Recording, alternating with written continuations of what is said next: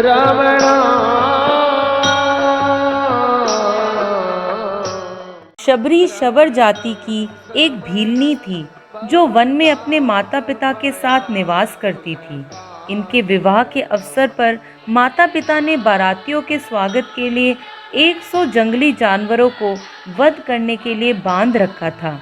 निरीह वन्य पशुओं की दीन दशा शबरी से देखी ना गई और रात को सभी जानवरों को बंधन मुक्त कर वह स्वयं भी घर से भाग निकली।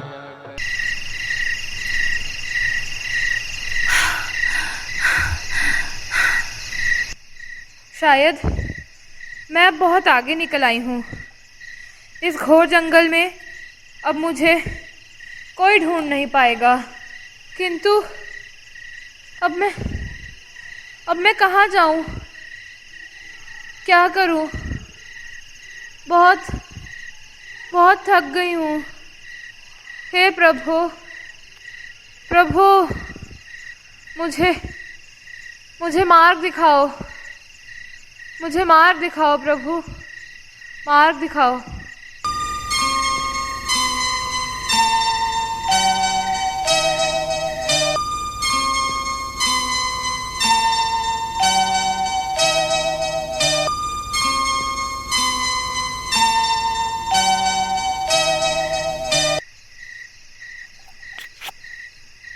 अरे, इस घोर जंगल में ये कौन महर्षि हैं? इनका आश्रम तो निकट ही है। यह ऋषि मुनिगण मेरे मन को बहुत प्रिय लग रहे हैं, लेकिन मैं नीच शबर जाति की हूँ। ये मुझे क्यों स्वीकारेंगे? किंतु मैं किस प्रकार इनकी सेवा करूँ? किस प्रकार? हाँ, मैं प्रातः भोर बेला में मार्ग को झाड़ बुहार कर साफ कर दिया करूँगी और रसोई के लिए लकड़ियाँ रख दूँगी। हाँ, यही ठीक रहेगा, यही ठीक रहेगा।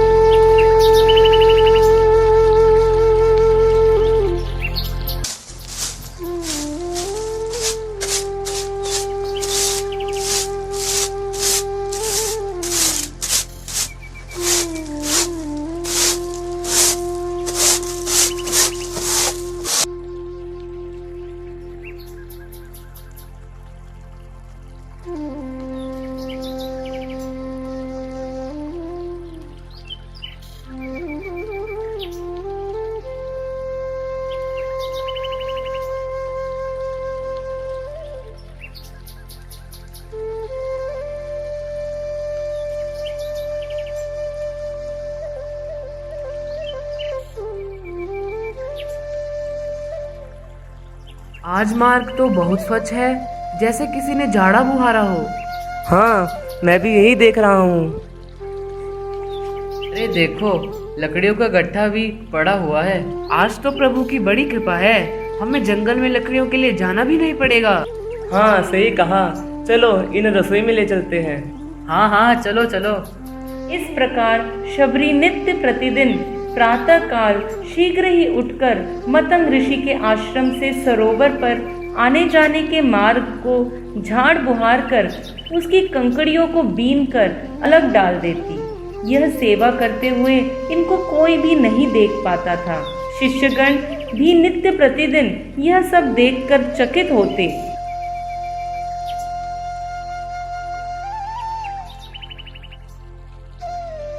एक दिन वे सब मतंग ऋषि के समीप जाकर बोले, प्रणाम गुरुदेव। कल्याण हो, कहो क्या बात है? गुरुदेव, कुछ दिनों से हम देख रहे हैं कि सरोवर जाने के मार्ग को कोई नित्य झाड़ बुहार जाता है। और तो और गुरुदेव, आश्रम के बाहर प्रतिदिन कोई लकड़ियों का गट्ठा भी रख जाता है। इस रहस्य को हम समझ नहीं पा रहे गुरुदेव। इस तपोवन में कौन ऐसा चोर आ गया है जो नित्य चोरी से सेवा करता है? उसे एक दिन पकड़ो, उस प्रेमी के प्रत्यक्ष दर्शन किए बिना प्रतिवश मन चंचल हो रहा है। निश्चय ही कोई भारी सुख देने वाला सेवक है। तुम सब कल प्रातः थोड़ा जल्दी उठकर छिप कर देखना वह कौन है। आज्ञा पाकर मतंग ऋषि के शिष्यगण सावधानी से पहरा देने लगे। उन्होंने शबरी को मार्ग झाड़ कर बुहारते हुए देखा और जैसे ही शबरी ने लकड़ियों का गट्ठा रखा वैसे ही शिष्यों ने उसे पकड़ लिया।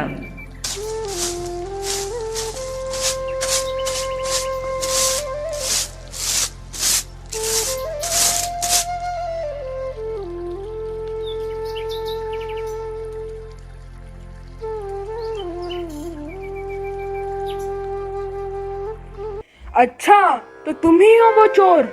अरे ये तो नीच शबर जाति की है। तुम्हारी हिम्मत भी कैसे हुई इस आश्रम के समीप आने की। चलो इसे गुरुदेव के पास ले चलते हैं, वही इसके दंड का निर्णय करेंगे। नहीं नहीं, मुझे क्षमा कर दीजिए। मैं तो केवल सेवा मात्र करना चाहती थी। मेरा आपके आश्रम को अशुद्ध करने का कोई विचार नहीं था। हम तुम्हारी बातों में नहीं आने वाले। चलो गुरुदेव के पास चलो।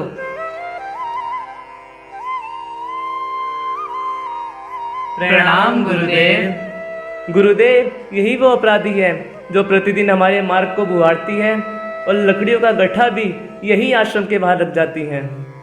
गुरुदेव, यह नीच जाति की भिलनी है और इसने आश्रम को अपवित्र करने का अपराध किया है। इसे उचित से उचित दंड दिया जाए। सेवा के प्रताप से यह इतनी पवित्र हो गई है कि इसके ऊपर कोटि ब्राह्मणता न्योछावर कर देना चाहिए। इसकी सेवा से मैं अत्यंत प्रसन्न हूँ। पुत्री, तुम्हारा नाम क्या है?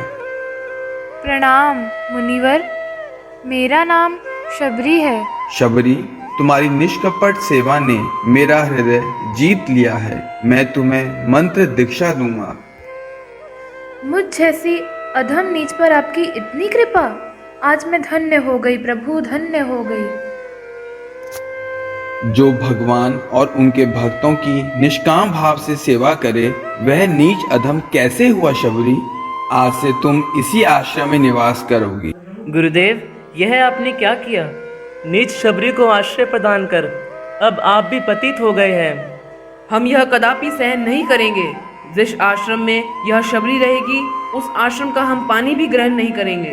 प्रहलाद जी कहते हैं, धन, कुलीनता, रूप, तप, विद्या, ओज, तेज, प्रभाव, बल, पौरुष, बुद्धि और योग, इन 12 गुणों से युक्त ब्राह्मण भी यदि भगवान नारायण के चरणों से विमुख हो तो उससे वह चांडाल श्रेष्ठ है, जिसने अपने मन, वचन, कर्म, धन और प्राण भगवान के श्री चरणों में समर्पित कर रखा है। तुम जिस शबरी के बारे में ऐसी बात कर रहे हो वह परम भक्ता है। अगर इस बात से तुम सब सहमत नहीं हो तो स्वेच्छा से आश्रम को त्याग कर अन्यत्र जा सकते हो। इससे मुझे कोई आपत्ति नहीं है, किंतु शबरी को मैं त्याग नहीं कर सकता।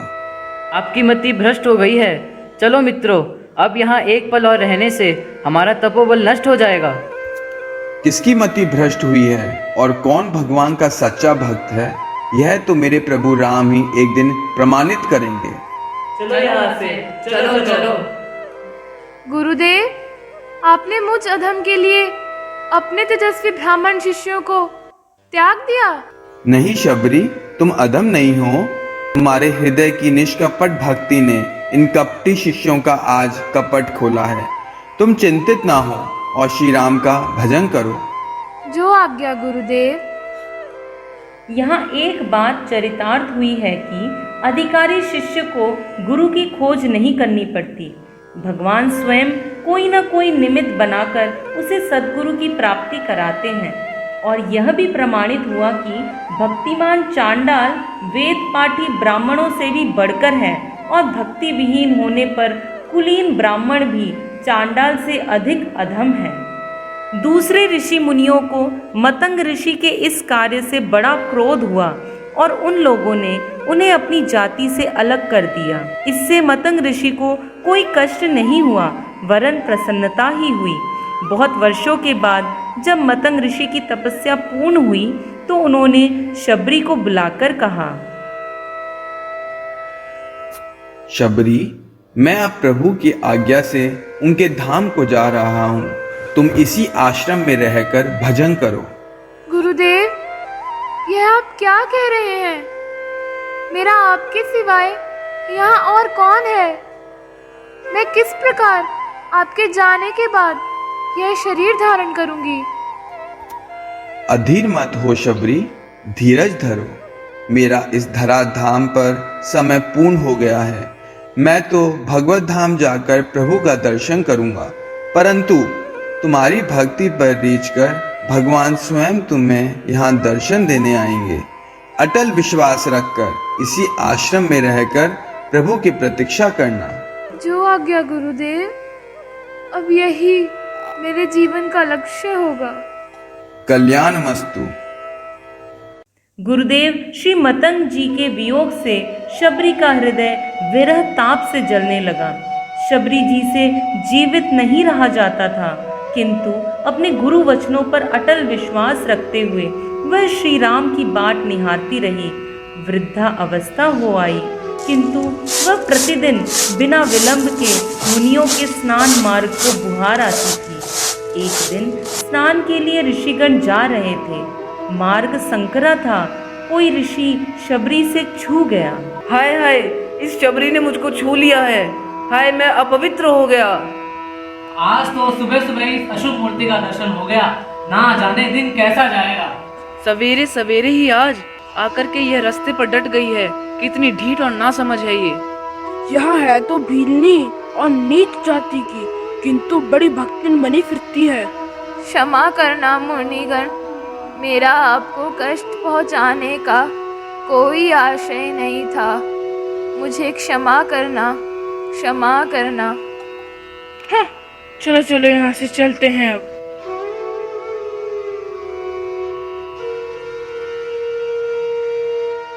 अरे ये क्या? हाय हाय, ये क्या हुआ? सरोवर में अचानक इतने कीड़े कहाँ से आ गए? अब तो ये सरोवर ना तो हमारे स्नान करने योग्य रहा है और ना ही इसका जल पान करने योग्य। अवश्य ही यह जल उस नीच बिल्ली के स्पर्शजन्य दोषों से दूषित हुआ है। हाँ, शबरी के स्पर्श से उसका पाप हमें लगा, पर हमारे जल स्पर्श करने से वह पाप जल को भी लग गया है। चलो चलो, कहीं और चलते हैं। राम मेरे आ जाओ, राम मेरे आ जाओ,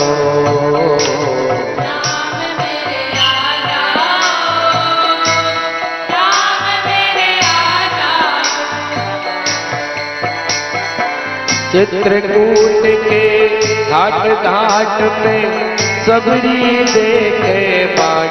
राम मेरे आ जाओ, राम मेरे आ जाओ,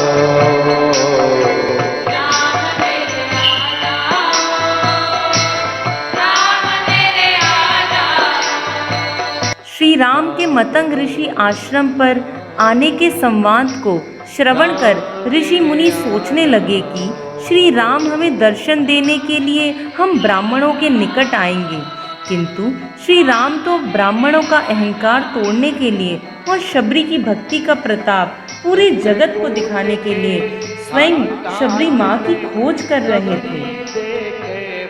शबरी माँ का आश्रम कहाँ है? राम मेरे आ जाओ। भाग्यशालिनी हरि भक्ता शबरी माँ कहाँ रहती है? मेरे नेत्र उनके दर्शन रूपी सुधा के प्यासे हैं।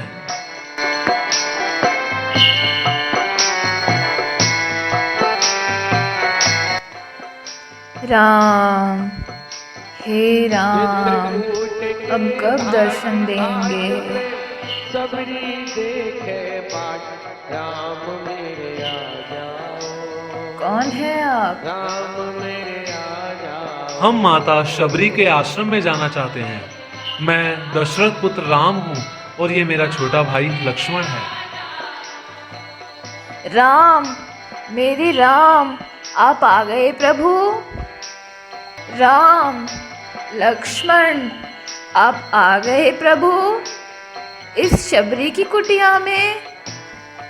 मैं अभागी आपको पहचान न सकी, मुझे क्षमा करो, हे करुणा निधान।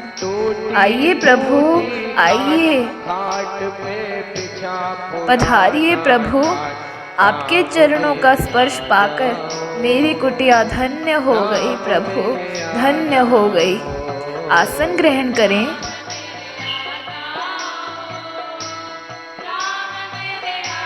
प्रभु, आपको भूख लगी होगी ना? हाँ माता, बहुत भूख लगी है। हाँ प्रभु, मैं आपके लिए फल लेकर आती हूँ, फल लेकर आती हूँ, फल लेकर आती हूँ।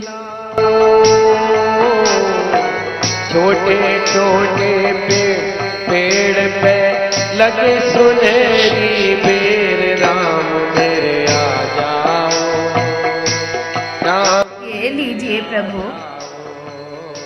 ये मीठे बेर हैं। बरसों से मैं इन्हें प्रतिदिन आपके आने की प्रतीक्षा में तोड़कर लाती हूँ। मैं प्रत्येक वृक्ष का एक फल चख कर देखती थी जो अत्यंत मीठा होता था। उसी वृक्ष के बेर डलिया में भरकर आपके लिए प्रतिदिन लेकर आती थी और दिन रात आपकी बाट निहारती रहती थी।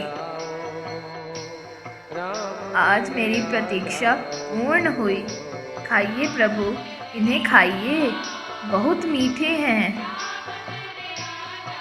हाँ माता, बहुत मीठे बेर हैं। ऐसे स्वादिष्ट बेर तो मैंने कभी नहीं खाए। लो लक्ष्मण, तुम भी लो। लक्ष्मण, आज ऐसा लग रहा है मानो माता कौशल्या अपने हाथों से खिला रही हो। मैं क्या कहूँ, आज इन भक्ति रस प्रेम से पूर्ण सुमधुर फलों को खाकर मार्ग का श्रम और दुख सब मिट गया। प्रभु, मैं नीच जाति की और अत्यंत मूढ़ बुद्धि की हूँ। मैं किस प्रकार आपकी स्तुति करूँ? जो अधम से भी अधम स्त्रियाँ हैं, उनमें भी मैं अत्यंत अधम हूँ। हे भामिनी, मेरी बात सुनो। मैं तो केवल भक्ति का ही संबंध मानता हूँ। मानव एक भक्ति कर नाता, जाति पाति कुल धर्म, धन बल कुटुंब गुण और चतुरता, इन सबके होने पर भी भक्ति से रहित मनुष्य मुझे जलहीन बादल के समान दिखाई देता है। प्रभु, आप मुझे अपनी भक्ति का ज्ञान दीजिए, जिससे मनुष्य सुगमता से आपको पा जाए। अब मैं तुम्हें नवदा भक्ति के बारे में कहता हूँ, तुम सावधानी पूर्वक सुनो और मन में धारण करो। हे सबरी, भक्ति से रहित मनुष्य कैसा लगता है? जैसे जलहीन बादल की कोई शोभा नहीं होती। अब मैं तुझसे अपनी नवदा भक्ति कहता हूँ, तू सावधान होकर सुन और मन में धारण कर। नवदा भगति कहूँ तो ही पाई, सावधान सुन धर मन माई। प्रथम भगति संतन कर संगा, दूसरी रति ममता प्रसंगा, दूसरी रति ममता प्रसंगा। ये सबरी, पहली भक्ति है संतों का सत्संग, दूसरी भक्ति है मेरे कथा प्रसंग में प्रेम। गुरु पद पंकज सेवा, तीसरी भगति अमान, चौथी भगति मम गुण गना, करहि कपट तज गान। तीसरी भक्ति है अभिमान रहित होकर गुरु के चरण कमलों की सेवा, और चौथी भक्ति यह है कि कपट छोड़कर मेरे गुण समूहों का गान करे।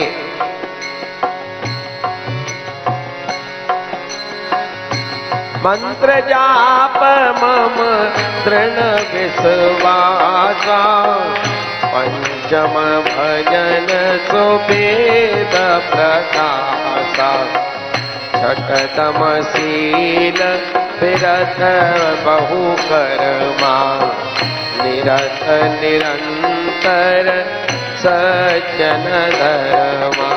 हे सबरी, मेरे राम मंत्र का जाप और मुझ में दृढ़ विश्वास, यह मेरी 5वीं भक्ति है जो वेदों में प्रसिद्ध है।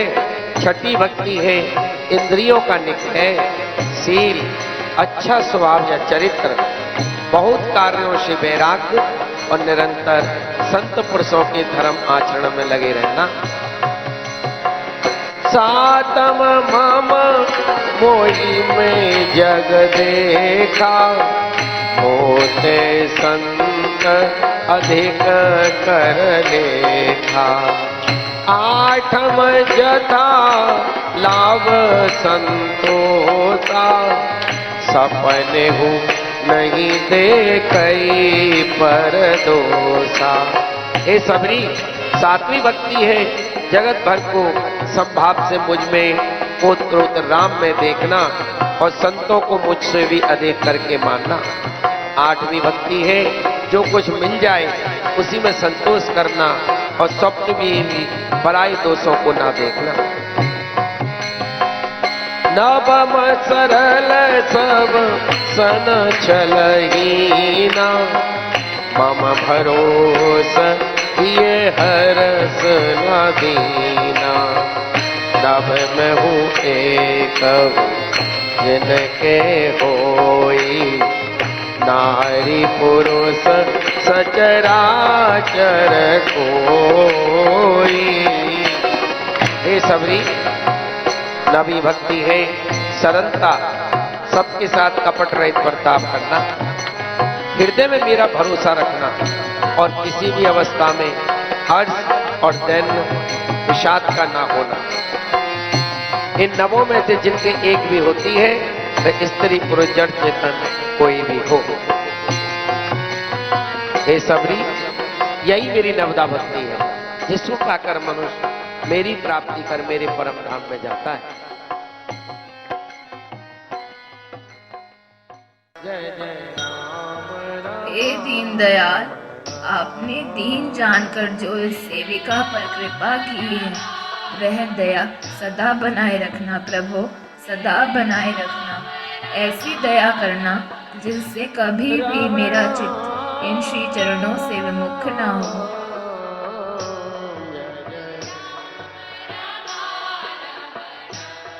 प्रभु श्री राम, आप यहाँ? हमारा प्रणाम स्वीकार करें। प्रभु, हमारे आश्रम में पधारिए और अपनी चरण रस देकर उसे पवित्र कीजिए। नीच जाति की भीलनी इतनी अपवित्र है कि इसके स्पर्श से हमारे सरोवर के जल में कीड़े पड़ गए और वह अपवित्र हो गया। प्रभु, आप कृपा करके अपने चरण कमलों के स्पर्श से कुंड को पवित्र कर दीजिए। जैसी आपकी आज्ञा ऋषिवर। चलिए सरोवर की ओर प्रस्थान करते हैं।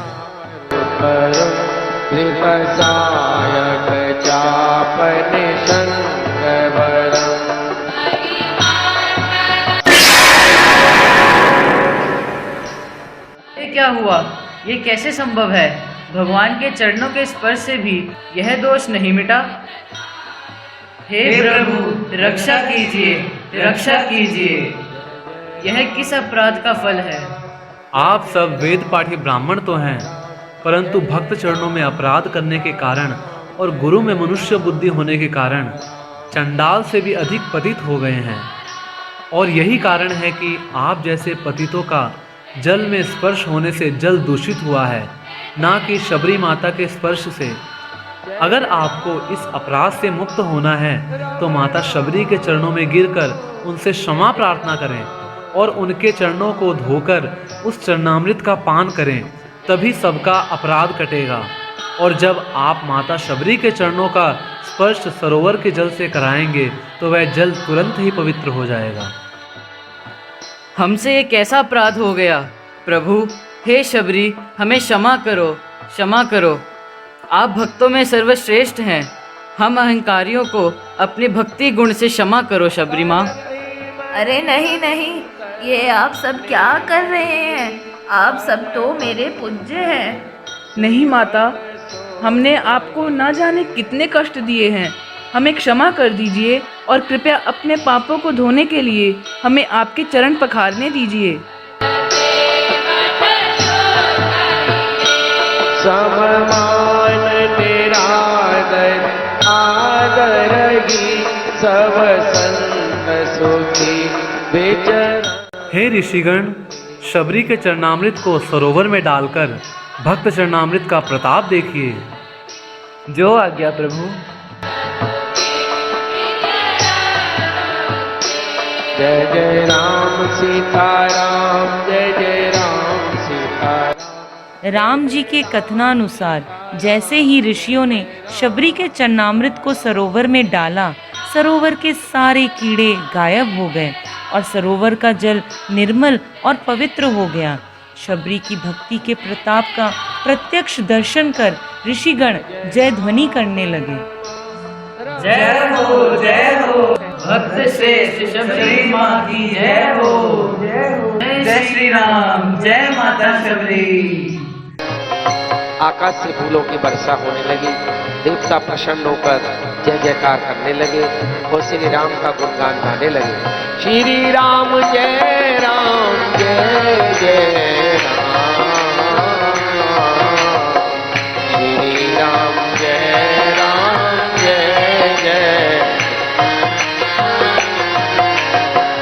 मंगल भवन अमंगल हारी, प्रभु सुत दशरथ अजीर बिहारी। श्री राम जय राम, श्री राम।